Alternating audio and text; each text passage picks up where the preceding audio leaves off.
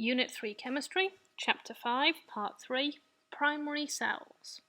So, a primary cell is essentially a galvanic cell, but the difference is that we've packaged it up all nice and neat, and we've made it not two open beakers with all sorts of random wires.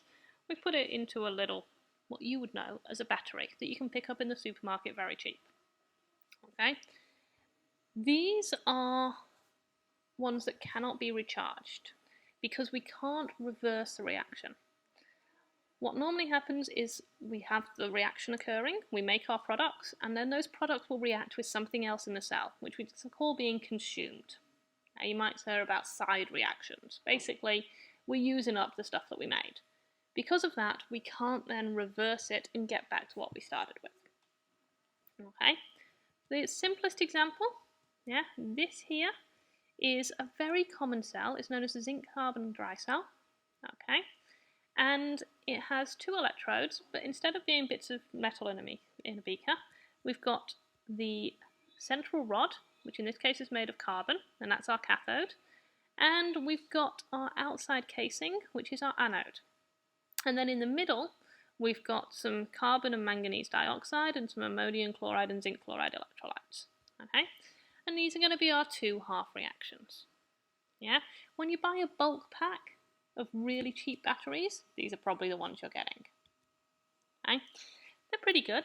They give us a potential difference of about 1.5 volts, but they become polarized really quickly. As you're using them, the products of the reaction build up around the electrodes. Okay, so we've still got more reactants there, but it's not going to keep going for a long time because the products are going to stop the reactants getting to the electrodes. Okay, if you take it out and leave it for a bit and then put it back in, your cell's going to start to work again because those build-up has started gradually to migrate around, okay, by the process of diffusion. So you could gently warm it to speed it up. By gentle warming, I am not talking about putting a battery over a flame. Please do not ever do that. That is exceedingly dangerous. I'm talking about warming it in between your hands.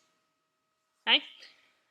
The other problem with this one, if we remember, our zinc case, that's our anode.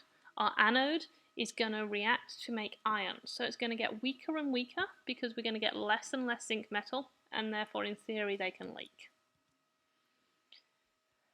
Another type of primary cell is the alkali cell.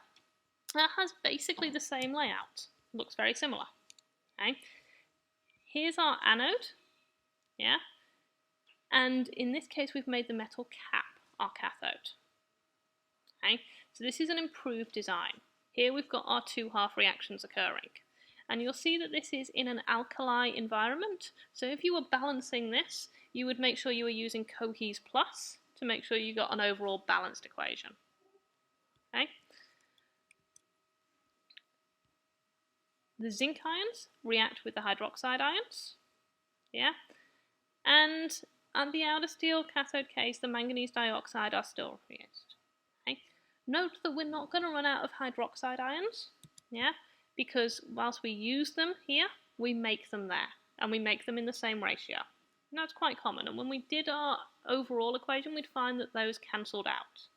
So we're only going to see the hydroxide ions in half equations, we're not going to see them in the overall.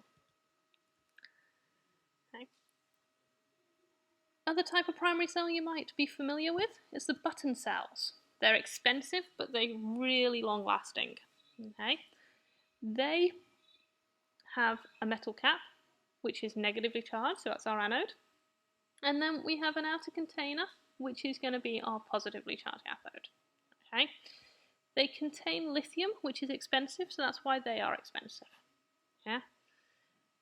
And simple reactions, lithium becomes oxidized. The manganese dioxide actually reacts with some lithium, and it becomes reduced. Final thing we need to look at with galvanic cells is how do they compare to exothermic reactions?